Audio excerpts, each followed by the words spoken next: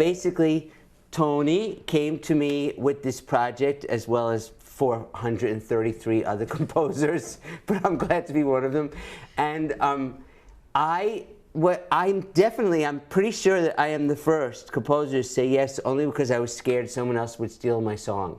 So I said yes, and I wrote the piece that day, right, Tone? And then I completely emailed him like 30 versions of it. Like every half hour I would send another version of it. But basically my piece is about this, is that it's always been my favorite song by Stephen Sondheim, probably because it always destroys me every time I see A Little Night Music. It's both the poetry of the lyrics, the content of the song. It's Every Day a Little Death from A Little Night Music. The fact that when I was growing up, I was obsessed with Ingmar Bergman, and I felt like Sondheim actually one-upped the movie. I feel like the show not only...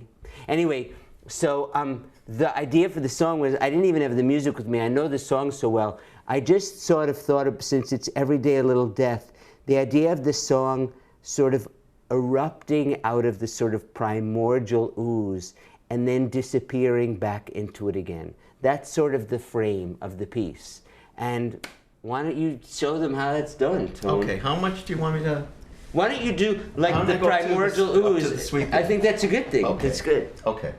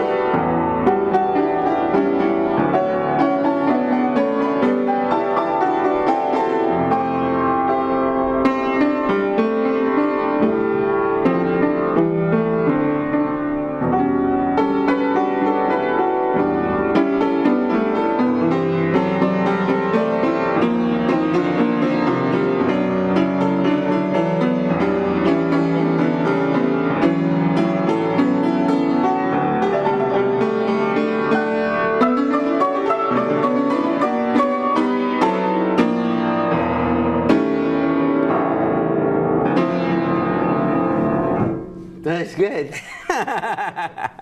And then the next part goes into the big, he smiles sweetly, strokes my hand. It's sort of a little fantasia on the song, but I preserve the content of it and the architecture of it because I love the song so much. I had no need to obscure it. That's true. Right? That's true.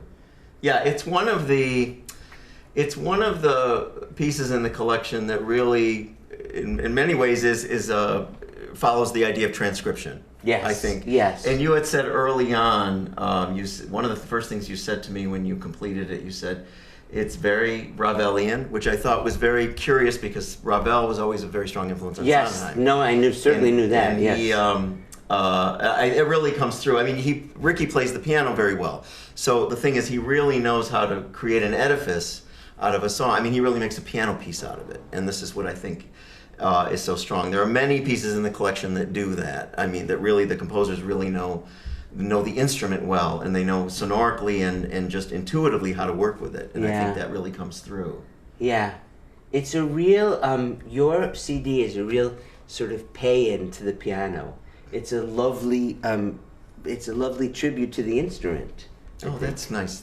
I think it is. That's great. Yeah. Yeah, courtesy of all those composers. Yeah. And the amazing original material. Yeah, amazing. And the beautiful influence of Stephen Sondheim. Right.